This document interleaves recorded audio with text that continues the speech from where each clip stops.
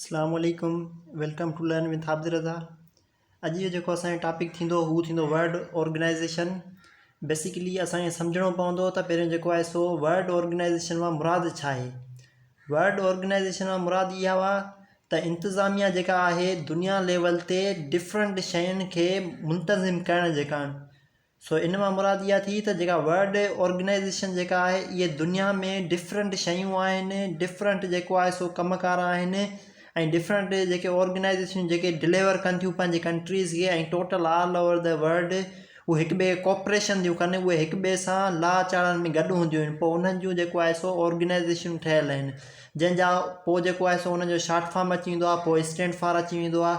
सो असांखे पहिरियों बेसिकली जेका बि ऑर्गेनाइज़ेशन असां खणंदासीं त उन जो पहिरियों असांखे कॉन्सेप्ट क्लियर करणु घुरिजे त उहा छाजे बारे में ऑर्गेनाइज़ेशन आहे। सो असां ॾिसंदासीं बेसिकली जेका ऑर्गेनाइज़ेशन वर्ल्ड ऑर्गेनाइज़ेशन जेका नासा आहे, नासा जेका आहे इहा अमेरिका जी आहे ऐं नासा मां मुराद इहा हुआ त नेशनल एन फॉर नेशनल ऐं ए फॉर एरो एरो जेको आहे सो एरोटिक्स एंड स्पेस एडमिनिस्ट्रेशन।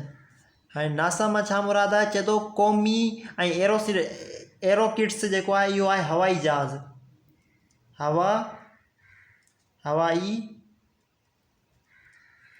हवाई जहाज़। ठीक थी वियो। हाणे असांखे पहिरियों हिन लफ़्ज़ जी ख़बर न पई पए त हीअ कहिड़ी बला आहे, त ख़बर पई नेशनल माना क़ौमी ऐं एरोकिट्स माना जहाज़, सही आहे। उनखां बाद में चए थो एंड स्पेस ऐं जेका असांजी जेका खिलाई जेका आहे, जेका आसमान ॾे जेके जहाज़ ककर बादल सिलाइटूं ऐं सैटेलाइट वग़ैरह जेके बि असांजूं वञनि थियूं त इन हिसाब सां हीअ बि हिकिड़ी जेको आहे सो हिन जी हवाई जहाज़ आहे जेको स्पेस ॾांहुं वेंदो आहे। जीअं नासा वारा पहिरियों हीअ अमेरिका जी ऑर्गेनाइज़ेशन आहे ऐं पहिरीं जेका असां अमेरिका में बि नासा जो ई जेको आहे सो जेको आहे सो हिन जो हवाई जहाज़ पुॻो।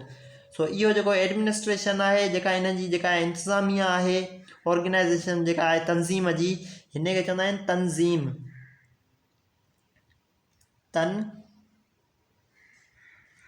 तनज़ीम ठीक थी वियो। ऐं वर्ड माना दुनिया, वर्ड माना दुनिया जूं तनज़ीमूं, हिते पाण एस ॾेई छॾियूं जीअं जाम आहिनि, दुनिया जूं तनज़ीमूं। ऐं एडमिनिस्ट्रेशन मां मुराद आहे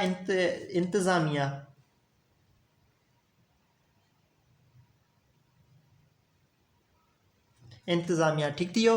हाणे असांखे ख़बर पइजी वई त जेका क़ौमी हवाई जहाज़ ऐं जेका स्पेस जेका खिलाव आहे, असांजी जेका खिलाव आहे उन जी इंतिज़ामिया खे चइबो आहे नासा।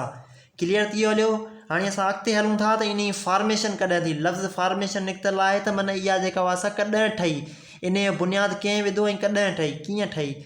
त इहा फॉर्मेशन जेका 29 जुलाई, हीअ महीनो जुलाई जो आहे, तव्हां इन हिसाब सां यादि करे सघो था। ठीक थी वियो। त जुलाई में जेको आहे सो जुलाई जी जेको आहे सो 29 तारीख़ ते ऐं 1958 में ऑर्गेनाइज़ेशन जेका आहे इन जी फॉर्मेशन थी। ऐं हर ऑर्गेनाइज़ेशन में मेंबर हूंदा आहिनि, पर हिन ऑर्गेनाइज़ेशन में के बि मेंबर न आहिनि। असांखे कीअं ख़बर पई मेंबर न आहिनि, छो त हीअ जेका हुआ दुनिया लेवल ते जेका ऑर्गेनाइज़ेशन आहे हीअ कंहिंसां मुल्कनि जी तइदाद हिननि खे नथी खपे, हीअ पाण अमेरिका ई पंहिंजी नासा जे पाण मट आहे। ठीक थी वियो। ऐं उनखां पोइ असांजो हेडक्वार्टर जेको आहे हिन जो हेडक्वार्टर जेको आहे तक़रीबन जेतिरा बि ऑर्गेनाइज़ेशन आहिनि उन्हनि मां 70% वाशिंगटन DC में जेको आहे सो असांजा जेको आहे सो हेडक्वार्टर आहिनि।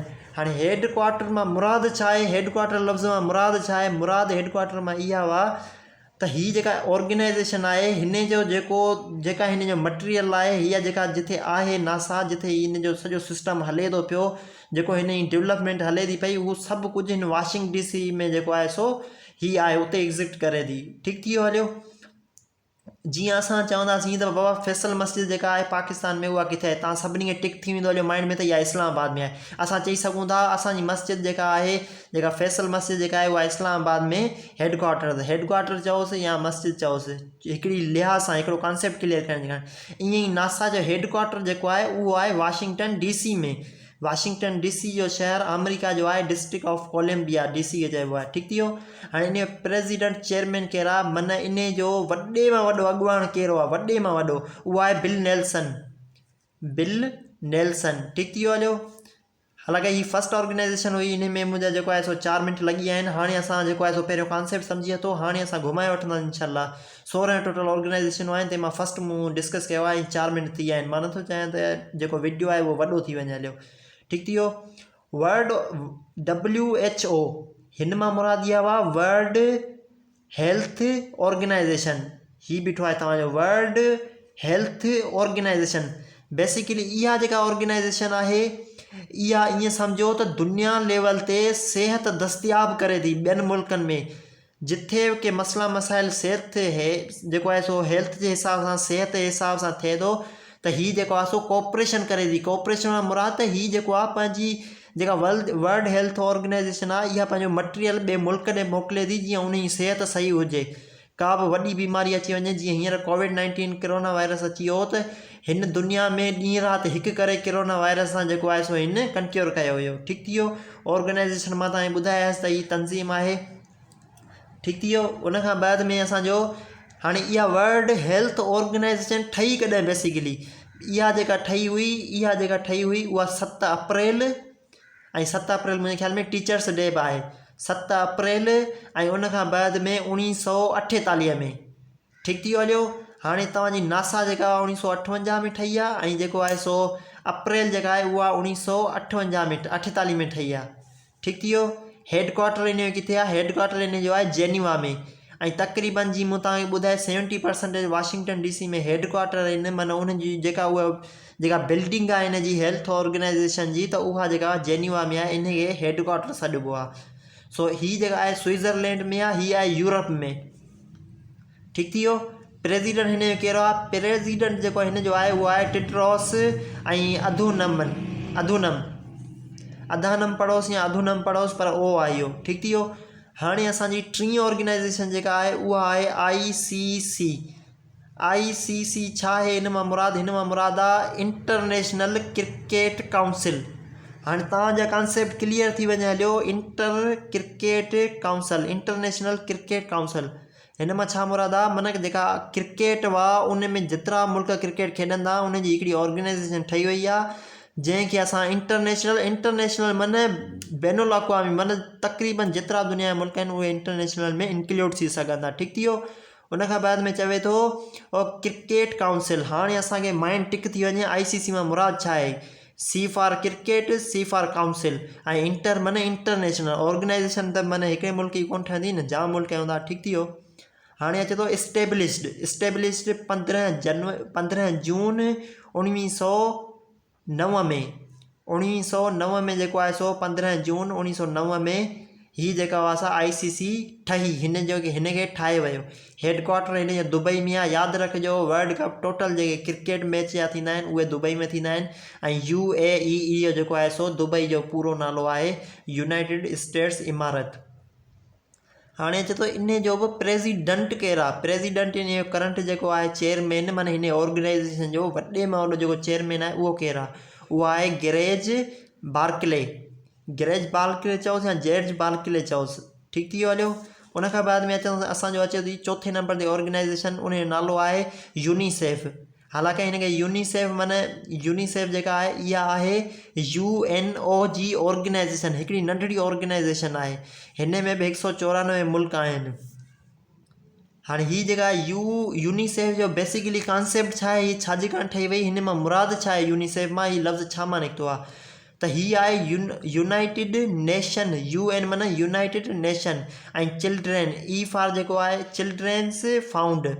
हालांकि हिन हिकिड़ो ॿियो नालो बि आहे, जनरली जेका ॼाणी वेंदी आहे उनखे चइबो आहे यूनाइटेड नेशन इंटरनेशनल, ऐं जेको आहे सो हिन मां जेको आहे सो हिन जो एमरजेंसी जेको आहे सो चिल्ड्रेन एमरजेंसी फंड। ठीकु थी वियो। हीअ माना एमरजेंसी चिल्ड्रेन खे फंड ॾियण जे कारण हीअ ऑर्गेनाइजेशन बेसिकली ठही वई आहे। ठीकु थी वियो। हेडक्वार्टर जेको हिन जो आहे, हीअ ठही कॾहिं यूनिसेफ, हीअ ठही इस्टेब्लिश्ड। लफ़्ज़ इस्टेब्लिश्ड मां मुराद आहे त इहा क़ाइमु कॾहिं थी, हिन जी सिंधी में माना थींदी क़ाइमु कॾहिं थी। क़ाइमु थी हीअ 11 डिसंबर 1946। 11 डिसंबर 1946 में हीअ क़ाइमु थी, इस्टेब्लिश्ड थी यूनिसेफ, जेका ॿारनि खे फंड ॾींदी आहे, चिल्ड्रेन्स खे फंड ॾींदी आहे यूनाइटेड नेशन जे तरफ़ां। हेडक्वाटर हिन जो किथे आहे? हेडक्वाटर हिन जो आहे न्यूयॉर्क। हेडक्वाटर हिन जो किथे आहे? न्यूयॉर्क। हाणे न्यूयॉर्क किथे आहे? हे आहे यूनाइटेड स्टेट्स ऑफ अमेरिका। हे जेको आहे सो अमेरिका में न्यूयॉर्क आहे। ठीकु थी वियो। प्रेसिडेंट हिन जो केरु आहे? माना हिन यूनिसेफ जो वॾे मां वॾो अॻुवाण केरु आहे? जीअं असांजे मुल्क में जेको आहे सो पहिरियों इमरान खान प्रेसिडेंट हुयो, त ईअं ई जेको आहे सो हिन ऑर्गेनाइज़ेशन जो प्रेसिडेंट केरु आहे? हिन तंज़ीम जो प्रेसिडेंट केरु आहे? त तव्हां चई सघो था हिन में जेको आहे सो उहो आहे टोर हेट्रम। टोर हेट्रम जेको आहे इहो आहे प्रेसिडेंट ऑफ यूनिसेफ। ठीकु थी वियो। हाणे असांजो ईंदो नंबर 5। नंबर 5 ते जेको आहे सो वॾे मां वॾी ऑर्गेनाइज़ेशन आहे world bank. WB stand for world bank. हाणे असांखे हिकिड़ो नंढिड़ो कॉन्सेप्ट सम्झणो पवंदो त वर्ल्ड बैंक मां मुराद छा आहे? वर्ल्ड माना दुनिया, बैंक माना खज़ाने रखण जी जॻह। ठीकु थी वियो हलियो। हाणे हिन जी फॉर्मेशन कीअं थी? हिन जी जेका फॉर्मेशन हुई, हिन में सॼी दुनिया जा जेके बिज़नेसमैन हुया, वॾे मां वॾा जेके मिलियन ऐं ट्रिलियन हिकिड़े ॾींहं में कमाइण वारा, उन्हनि छा कयो? हिन वर्ल्ड बैंक ठाही। इन जेका ठाही जीअं ॿियनि मुल्कनि में कर्ज़ ॾियनि, कर्ज़ ॾींदा, पोइ जेॾी महिल उहे वरी वापसी ॾींदा त उनजो जेको आहे सो पे बैक थींदो। पे बैक मां माना जेको कर्ज़ खणंदो मुल्क, वरी उहो थोरो वधाए करे पोइ ॾींदो, पोइ उन मां जेको आहे सो दुनिया जे अमीर माण्हुनि जो फ़ाइदो थियो। हाणे हीअ सरकारी लेवल ते थी वई हली आहे, गवर्नमेंट थी वई आहे हली, हीअ अमेरिका में आहे। ऐं हीअ वर्ल्ड बैंक जेको आहे सो दुनिया जा मसइला मसाइल हल कंदी आहे पैसे जे हिसाब सां। ठीकु थी वञो। हाणे हिन जो जेको हेडक्वाटर आहे उहो आहे वाशिंगटन DC में। वाशिंगटन DC अमेरिका जो जेको आहे सो शहर आहे, डिस्ट्रिक्ट ऑफ कोलंबिया में। जीअं बदीन डिस्ट्रिक्ट थी वियो, हैदराबाद डिस्ट्रिक्ट थी डिवीजन डिस्ट्रिक्ट थी वियो हलियो, इन लिहाज़ सां सही आहे। इन जो प्रेसिडेंट केरु आहे? इन जो प्रेसिडेंट जेको आहे उहो आहे डेविड मालपास। माना हिन जो वर्ल्ड बैंक जो प्रेसिडेंट जेको आहे, चङे मां चङो मुड़ुसु, वॾे मां वॾो जेको आख़िरी तह जो जेको आहे सो इंतिज़ामिया जो, उहो आहे डेविड मालपास। ठीकु थी वियो। हाणे इहा कॾहिं ठही? वर्ल्ड बैंक दुनिया जा मसइला मसाइल पैसे जे लिहाज़ सां हल करण जे कारण जेको आहे सो इहा कॾहिं ठही? इहा ठही जुलाई 1944 में। ठीकु थी वियो। नंबर लास्ट असां डिस्कस कयूं था, हालांकि 16 हुयूं, वीडियो काफ़ी वॾो थी वियो आहे, माण्हू बेज़ार थी था वञनि, नथा ॾिसनि। इन हिसाब सां असां कोशिशि कयूं था त जेको आहे सो मां लास्ट जेको आहे सो उहो डिस्कस करे थो वठां। इन में जेका ऑर्गेनाइज़ेशन अचे थी, जेका तंज़ीम अचे थी, उहा आहे ISRO। मां मुराद छा आहे? पहिरियों तव्हां इहो कॉन्सेप्ट सम्झो। आई जेका इहा आहे इंडिया, ऐं S फॉर जेको आहे सो इहा आहे स्पेस, ऐं R फॉर माना रिसर्च, कंहिंजी खोजना करणु, कंहिंखे लभणु। रिसर्च लफ़्ज़ जो माना जेका सिंधी में इहा थींदी। ऐं O फॉर ऑर्गेनाइज़ेशन, तंज़ीम। ठीकु थी वियो। हाणे चवे थो इंडिया जी स्पेस जी जेका खोजना करण जी हीअ तंज़ीम हुआ, सिंधी में पाण ईअं चई सघूं था, इंडियन स्पेस रिसर्च ऑर्गेनाइज़ेशन। माना हे असांजे पाड़ेसरी मुल्क इंडिया जेको आहे, उन जी जेको आहे सो रिसर्च वारो जेको आहे सो ऑर्गेनाइज़ेशन आहे। ठीकु थी वियो हलियो।